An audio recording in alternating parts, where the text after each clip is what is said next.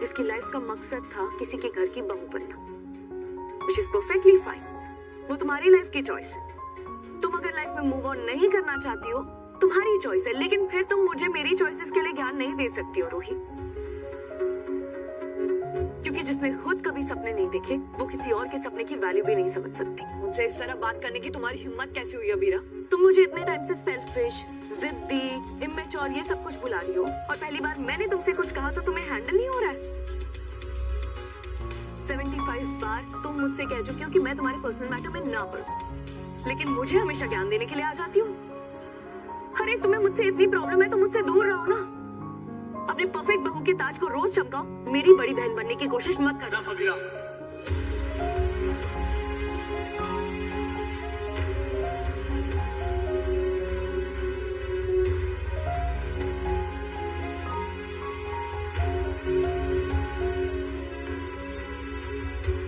तुमने पहले दादी से लड़ाई की, फिर बच्चों से, अब रूही के पीछे पड़ गई हो. तुम्हें सबसे प्रॉब्लम है. रूही अपनी लाइफ में मूव ऑन करे ना करे, बिजनेस वीमेन बने, चाहे बहू बन के इस घर में पड़ी रहे, तुम्हें इससे क्या? तुमने डिस्कशन के बीच में अपने कान में रूही डाली थी क्या? जॉब निकाली है. मैंने भी तो एग्जैक्टली यही कहा कि ये मूव ऑन करना चाहती है या नहीं करना चाहती है, इसकी लाइफ की चॉइस है, और फिर मुझे ये गलत लगे या सही लगे, इट डजंट मैटर. लेकिन तुम्हें तो इसकी लाइफ की चॉइस एकदम सही लग रही होगी ना. अभी तो तुम मुझसे लड़ने आ गए क्योंकि तुम चाहते ही नहीं हो ये कभी इस घर को छोड़कर जाए. लाइफ रूही की है, जो ये चाहेगी मैं भी वही चाहूंगा. सुना तुमने? मैं बहरी नहीं है.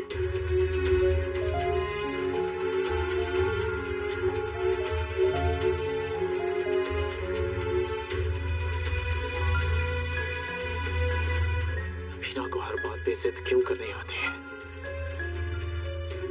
2-4 दिन सब सही रहता है, फिर से कोई प्रॉब्लम हो जाती है. वो जमीन का केस, इसकी और दादी की लड़ाई, क्या क्या संभालूं मैं? ऊपर से दादी साहब ने तुम्हारी दूसरी शादी की रट पकड़ ली.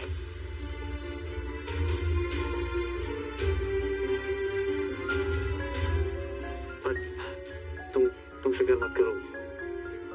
ये सब चल रहा है तो मुझे मौका ही नहीं मिला. मुझे जैसे ही मौका मिलेगा मैं दादी साहब से बात करूंगा.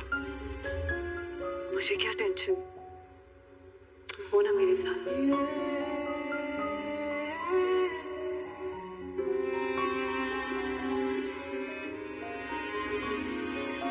मैं बहुत अकेली पड़ गई हूँ मम्मा. घर में जंग छिड़ गई है, लेकिन जंग तो फौज लड़ती है ना. मैं अकेली फौज थोड़ी बन सकती हूँ.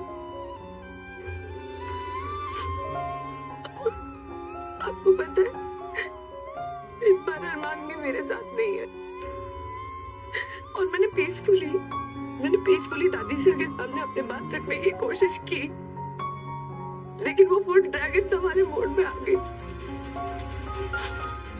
अब आप ही मुझे हमेशा कहती थी ना कि सच बोलो, सच का साथ दो. मैंने तो वही किया, वो लाइक अ गुड पर्सन, लेकिन क्या मिला?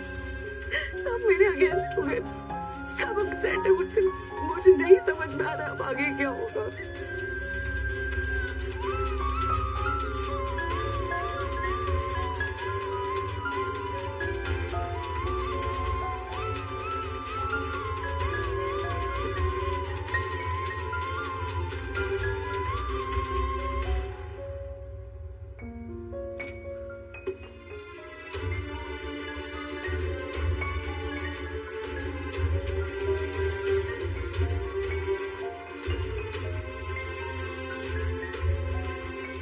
तो मम्मा की हैंडराइटिंग है.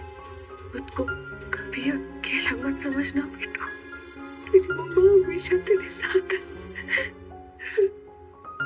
डर के भागना एक आदत होती है और रुक के लड़ना भी एक आदत है. अब तुम्हें फैसला करना है कि डरने की आदत डालनी है कि लड़ने की.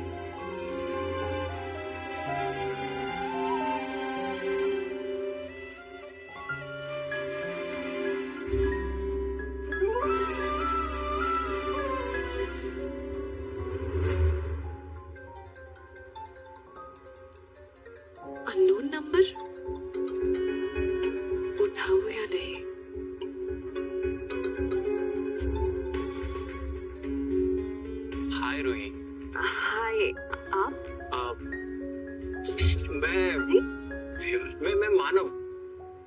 आपके बी नानू ने आपको मेरे बारे में बताया होगा।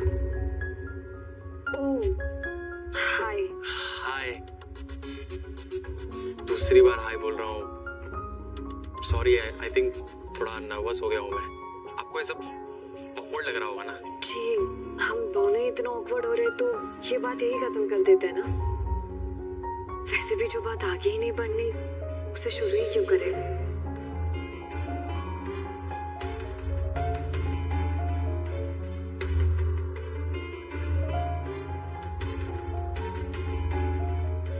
जरूरी तो नहीं कि एक लड़के और लड़के के बीच की बात एक ही डायरेक्शन में आगे बढ़े।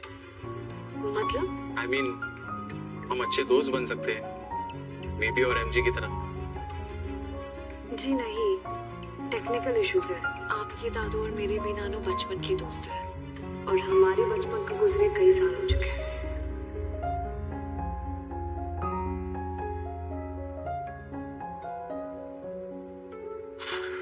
अगर मुझे पता होता कि बचपन गुजारने की इतनी बड़ी कीमत चुकानी पड़ेगी तो मैं बड़ा ही नहीं होता। मैं आपको दोस्ती की गारंटी तो नहीं दे सकती, पर वीबी नानू और बी नानू के लिए दोस्ती करने की कोशिश कर सकती हूँ। तो कीजिए ना, कोशिश ऑलवेज विंस। सॉरी, मैं अपना सेंस ऑफ ह्यूमर थोड़ा ठीक करके आता हूँ। ठीक है, अब हम बाद में बात करते हैं। Bye. Ruhi,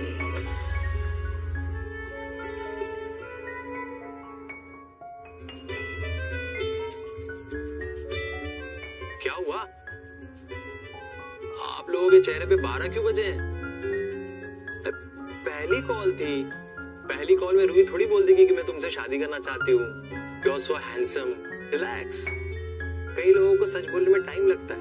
it's so nice बेटा, तुमने रूही की बात का बुरा नहीं माना, वरना मुझे तो ऐसा लग रहा था कि thank you. Relax baby game जी, पहला कॉल था और पहली कॉल में दोस्ती हो गई। ये क्या कम है ना? तुम क्या स्कूल में हो कि उस लड़के से दोस्ती करोगी? तुमने क्यों कहा कि बात आगे नहीं बढ़ानी?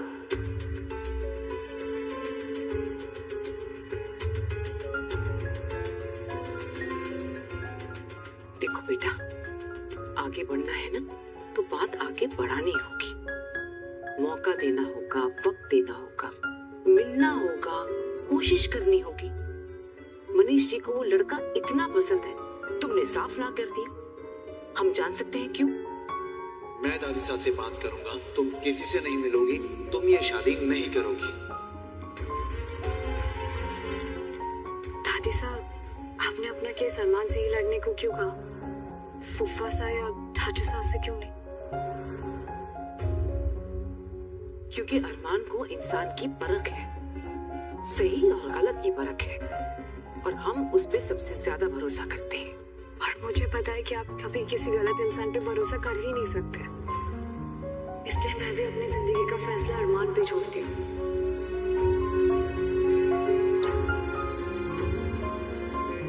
अब अरमान मानव को परखेगा, और अगर उसके बाद अरमान मुझसे कहता है कि मैं मानव से शादी कर लूं, तो मैं शादी कर लूंगी दादी साहब।